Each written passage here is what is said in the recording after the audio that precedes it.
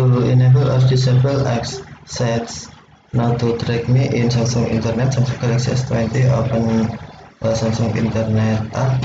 If you use the defaulting, you can open Samsung Internet from home screen, tap Samsung Internet icon, or from app screen, swipe up or down home screen to access the app screen, and then tap Samsung folder, select Internet.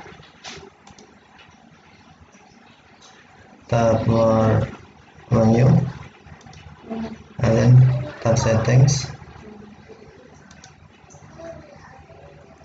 select privacy and security,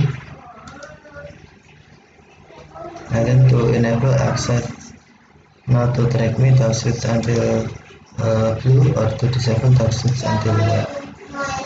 Tap switch until blue to enable, or tap switch until white to disable. Okay, thank you for watching. Have a nice day.